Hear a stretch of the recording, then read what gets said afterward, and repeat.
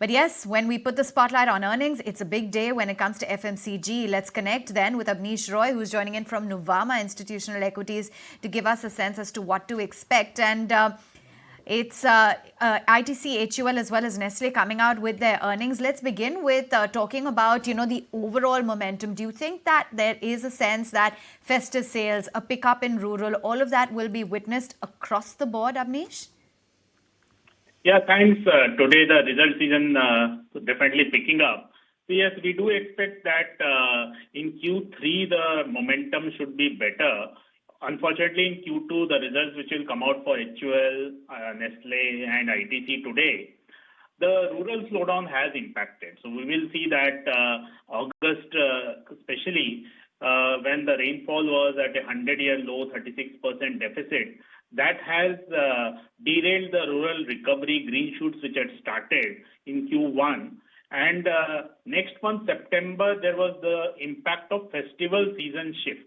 So these two are impacting Q2 numbers. That's why for Hindustan Unilever also we expect around 4% kind of a revenue volume growth, EBITDA growth of around 7%. Nestle should fare better because in their case, urban is almost 78% of the sales, rural is small, and Nestle is taking a lot of proactive steps in the rural in terms of distribution expansion and a lot of lower unit packs, etc. So coming back to Q3, yes, we will see better momentum there. Festival demand is going to benefit. We are seeing the numbers generally for most consumption in terms of early trends because festival demand is yet to pan out. We are seeing that, yes, the trends are good. Pujo demand, for example, in Bengal, etc., has been decent. So yes, Q3 should be good. Paint companies also should see good paint volumes in Q3, but Q2 will be weak for paint because of the festival demand shift and high rains in the first and third month of the quarter.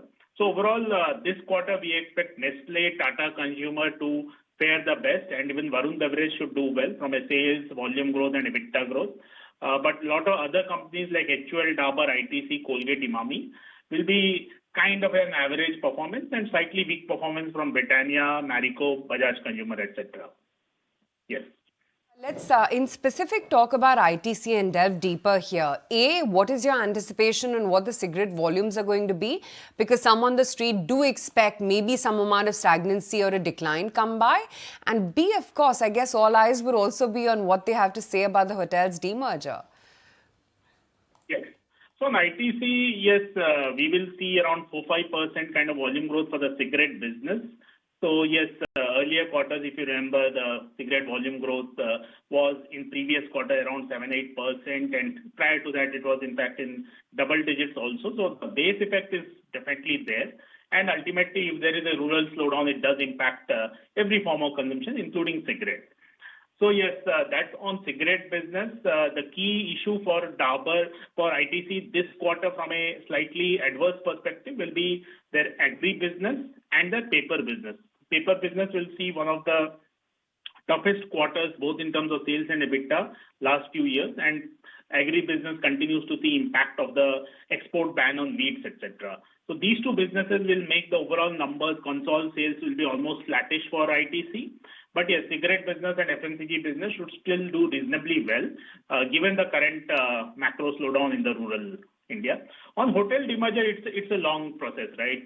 So many approvals are needed. We have seen any company merge, demerge. We have seen a lot of time taking. So I'll say these are still very initial days. We'll have to wait for 2-3 quarters for that process to pan out. So still very early days. Hotel business will see a good quarter in Q2. And that is one of the strong momentum we are seeing in consumption. So urban consumption generally is doing better. So we saw earlier numbers on Nykaa, DMart, etc. So those numbers have been good. And hotels business obviously will be urban form of consumption. The slowdown is in the rural, which is impacting most companies.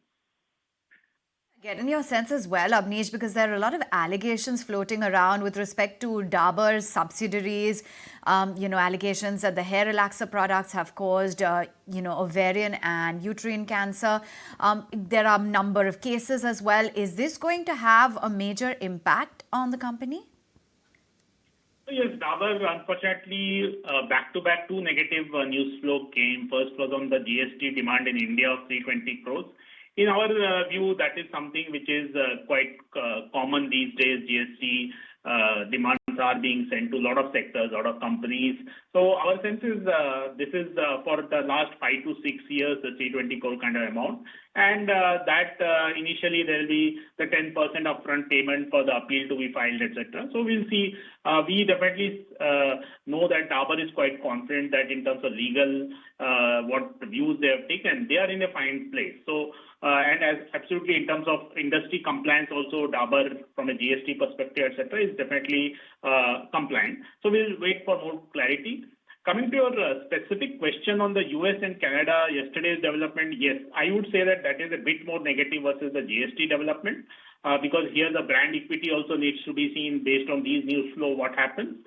There can be two kinds of cost here. One will be, of course, the initial legal cost, which will, I think, impact in the near term, maybe Q3, Q4 it can impact. The second kind of impact will be more in the longer term in terms of the settlement, if any, because if there is good detailed study, etc., then we'll have to see. But Dabur is quite confident that in terms of the study or the findings, etc., those are very premature and no conclusive findings. So we'll have to see all that.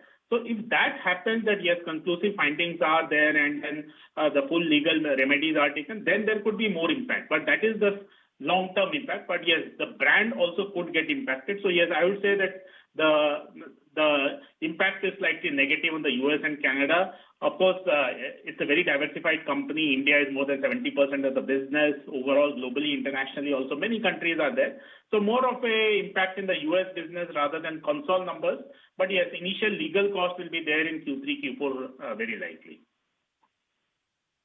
So as of now, Abneesh, what we've seen is that Unilever has underperformed the likes of Nestle and ITC. And I'm going to come back to the result candidates today. So then do you sense that this underperformance is going to continue, or do you think there is merit in actually buying down some of these beaten down rural facing FMCG plays, because they could lead to higher alpha generation once the rural side of the economy does recover? Yes, so good question. So 2-3 things. One, we have seen definitely state governments and union government is in election mode. Yesterday also we have seen the union government announce good MSP hike. The wheat MSP hike, in fact, has been the highest what Modi government has given, 7%. And in terms of the pulses also, the hike is quite decent. We are also seeing a lot of the states which are going for elections, Madhya Pradesh, Rajasthan, Chhattisgarh, and earlier Karnataka. We have seen the stimulus programs. However, those are not enough in our view. So rural slowdown, as of now, my sense is Q3 there will be some recovery because of the festival, but underlying demand trends in rural are still quite challenging because of the El Nino impact. Because UP, Bihar, Jharkhand, Bengal saw big deficit 2 back-to-back years, and on a pan-India basis also almost 6% deficit was there. So El Nino impact is clearly there. Coming back to specific question, our topics will be Nestle, Tata Consumer, Godrej Consumer, and Colgate. Yes, HUL has seen time correction and is looking that the value equation is quite decent now, but near-term triggers are missing because rural, definitely HUL is on the higher side at almost 40%, 35-40% of sales coming from rural. Second is now crude is also back to $90 plus. So that is also slightly impacting more HUL in terms of the soaps, detergent and packaging cost, etc.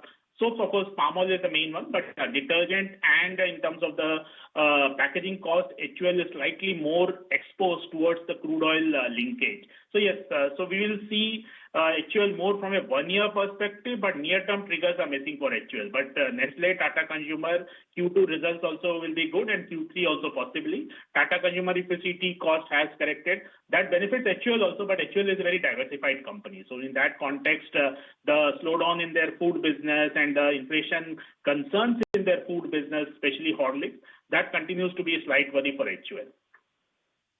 Abneesh, good luck to you. A hectic day ahead of you, I'm guessing, as is for our in-house research analyst as well. Vinny is going to have a tough one today, tracking all these numbers. But we'll chat again once the numbers are out.